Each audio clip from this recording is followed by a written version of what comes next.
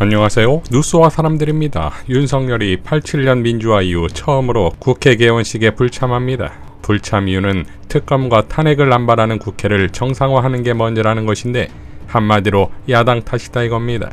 대통령실 관계자는 살인자 망언을 서슴지 않고 사과도 없다. 특검과 탄핵을 남발하는 국회를 먼저 정상화시키고 초대하는 것이 맞다. 대통령을 국회로 불러 망신 주게 하겠다고 의심할 수밖에 없는 상황에서 과연 참석할 수 있겠는가? 라고 밝혔다지요. 강유정 대변인은 다음과 같이 밝혔습니다. 윤석열 대통령은 이제 민주화 이후 최초로 국회 개원식에 불참한 독불장군 불통 지도자로 기록될 것입니다. 윤석열 대통령이 2일 열리는 22대 국회 개원식에 결국 불참한다고 합니다. 1987년 민주화 이후 현직 대통령이 국회 개원식을 패싱하는 것은 처음입니다. 역사에 남을 오점입니다. 여야 갈등이 격심할 때라도 역대 대통령은 국회 개원식에는 어김없이 참석해왔습니다. 초당적 협력으로 국민 통합을 바란다며 연설하더니 자기 말을 또 자기 행동으로 어긴 겁니다. 지금 국회 상황은 살아오면서 처음 경험한다며 국민의 대의기관 국회를 공격하더니 끝내는 유례없는 개원식 참석 거부로 금쪽이 거부왕의 진면목을 보여주고 있습니다. 사우나와 드레스룸 완비된 구중 궁궐 용산 관제에 틀어박히더니 국민의 소리에 귀까지 틀어막으려는 겁니까? 민생 협치를 바라는 간절한 국민적 요구가 들리지 않습니까? 정작 개원식을 앞두고 여야의 대표들이 국정 혼란을 바로잡기 위해 대화에 나섰습니다. 의료대란, 민생 곤란을 해결할 핵심 책임자가 대통령 당신이라는 사실을 잊고 사는 겁니까? 국회는 개원식과 함께 100일간의 정기국회 대장정에 돌입합니다. 국민은 나 몰라라 독주의 길로 가는 윤석열 대통령 대신 국민의 눈높이에 맞는 국회를 민주당이 만들어 가겠습니다. 민생을 해결하는 먹사니즘으로 국민적 요구를 받들어 대통령이 포기한 국민의 삶을 민주당이 견인하겠습니다. 라고 밝혔습니다.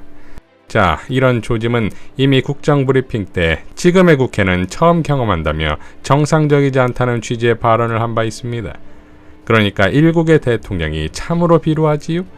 이재명 대표는 당연한 것이고 한동훈마저 척을 두었으니 여야 대표 모두에게 척을 진 것인데 결국 지난 유시민 작가의 발언은 정확하지요?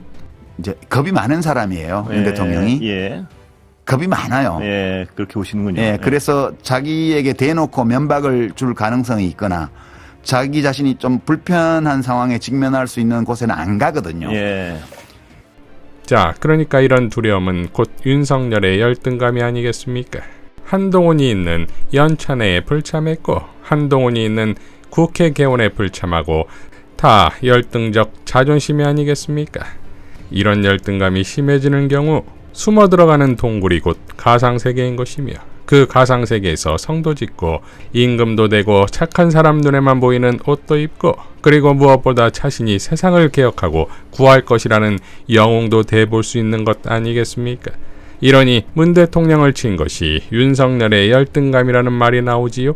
탁현민 전 의전비서관은 다음과 같이 밝혔습니다. 윤석열 대통령의 문재인 전 대통령을 향한 일련의 행위들은 흔히 이야기하는 보복이 아니다. 그는 보복을 해야 할 만한 무엇을 누구에게 당한 적이 없다. 그러함에도 윤석열 대통령과 그의 검찰이 전 대통령과 전 정부 인사를 핍박하는 이유는 질투와 자격지심이다. 지난 시간 동안 윤석열 정부는 모든 분야에서 문재인 정부와 비교되고 평가되었다. 놀림거리가 되어왔고 걱정거리가 되었다. 무엇 하나 어떤 사소한 것 하나에서도 윤 정부는 신선하거나 유능하거나 최소의 기대치를 채워준 적이 없다. 윤석열 대통령이 기회가 있을 때마다 전 정부를 탓하고 전 대통령을 탓하는 이유도 이제껏 모든 비교에서 뒤처졌기 때문이다. 이전만 못하다는 것을 알기 때문에 이전보다 낫다는 평가를 받지 못하기 때문에 자신들이 할 수 있는 모든 수단을 통해 필사적으로 비난하고 음해하고 모해한다. 실력이 없고 노력이 부족해 형편없는 결과를 만들어내는 사람들, 그러한 이유를 자신에게 찾지 않고 남에게서 찾는 부류는 대개 이러하다. 전 정부에서 일했던 한 사람으로서 전 대통령이 받는 모욕에 붕괴한다. 라고 일갈했습니다. 자, 이런 경우가 어디 윤석열 뿐이겠습니까? 반바지 사장이라는 별칭을 얻은 국힘당 대표도 그동안의 행보와 대표회담에서 보여준 언행을 보면 이재명에 대한 열등감에 쩔어있는 듯하지요. 대표회담 모두 발언에서 한동훈은 국회의원 면책 특권을 또 꺼냅니다. 지난 비대위원장 시절부터 강조했던 국회의원 특권 내려놓기가 빵 터지는 건 본인이 국회의원이 아니라는 겁니다. 국회의원 면책특권 제한은 지금이 적기라는 주장도 하는데 이 또한 코미디지요. 검찰 독재 정권에서 면책특권을 더 강화하면 강화했지 원내도 못 들어간 자가 제한을 하겠다니 실제 국힘의원들이 동의나 하겠습니까마는 이재명 대표의 품격 정도이니 이런 말이라도 해주지요. 정치개혁에도 많은 말씀을 해주셨지만 저는 국회의원의 특권 얘기도 중요하지만 상응하는 대통령의 소추권에 대해서도 같은 차원에서 접근해야 된다고 생각합니다. 이게 행정 독재 국가로 흘러갈 위험성이 매우 높습니다. 법 앞에 평등을 말씀하시던데 제가 보기에는 법 앞에 형식적으로 평등할지는 몰라도 검찰 앞에서는 매우 불평등합니다. 사람 따라 법의 적용이 완전히 달라지고 있습니다. 이런 측면에서 정치개혁은 심각하게 함께 논의하되 형평성 있게 심도 있게 논의하는 것이 꼭 필요하겠다 이 말씀을 드립니다. 자, 그러니까 그런 말은 국회가 아닌 대통령실 가서 하라 이거 아닙니까? 지금은 국회의원 면책특권보다 내란, 외환죄를 제외하고는 아예 기소조차도 되지 않는 윤석열의 불소추 특권이 더 문제다 이거지요. 이어 이재명 대표는 윤석열 독재 정권의 계엄령 획책 의혹까지 거론합니다. 특히 최근에 계엄 얘기가 자꾸 얘기되고 있고 종전에 만들어졌던 계엄안에 보면 계엄 해제를 국회가 요구하는 것을 막기 위해서 국회의원들을 계엄 선포와 동시에 체포 구금하겠다라는 그런 계획을 꾸몄다는 얘기도 있습니다. 이거 완벽한 독재 국가 아닙니까? 이런 문제에 대해서도 우리가 오히려 더 심각하게 고민해야 된다. 자, 깐족이 없다면 그게 한동훈이겠습니까? 한동훈은 이재명 대표의 재판권으로 도발하는데 이재명 대표는 또 어김없이 박살을 내주지요.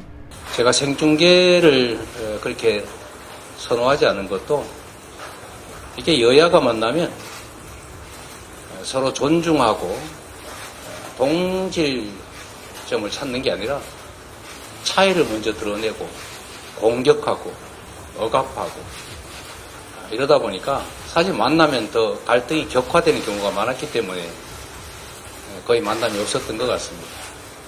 그렇기 때문에 더 존중하고 인정하고 그리고 양보하는 그런 태도, 특히 상대에 대한 인격적 존중이 정말로 필요하다. 그런 생각을 합니다. 존중하지 않으면서 존중하는 척하고 상대에게서 뭔가 뺏어야 되겠다. 이런 생각을 가지고 얘기를 하게 되면 아무것도 이루어질 수가 없죠. 자, 이렇게 도발할수록 박살이 나는데 도대체 한동훈은 뭘 믿고 생방을 주장했을까요? 본인이 이재명을 회담으로 이길 수 있다고 믿은 것일까요?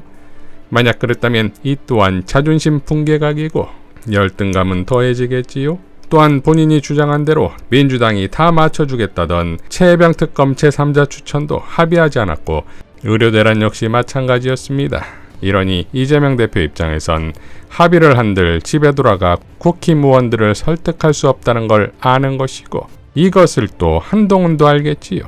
그러니 가오가 살겠습니까? 노정면 의원은 다음과 같이 밝혔습니다. 당장 손해진 구체적인 성과가 없다 할 수 있습니다. 하지만 저는 이렇게 판단합니다. 성과 곧 나옵니다. 그럴 수밖에 없습니다. 오늘도 이미 성과 있었습니다. 가장 큰 성과는 대통령과의 영수회담은 필요 없겠다고 확인한 데 있습니다. 라고 밝혔습니다. 자, 윤석열 정권과 한동훈의 국힘은 대화의 상대가 아니라 응징의 대상이라는 것을 최종 확인한 것이 그 성과가 아니겠습니까? 그러니 9월부터 국회의 시간, 민주당의 시간, 이재명의 시간으로 윤석열 정권을 끝장내야 할 것입니다. 이상 뉴스와 사람들이었습니다. 시청해 주셔서 감사드립니다.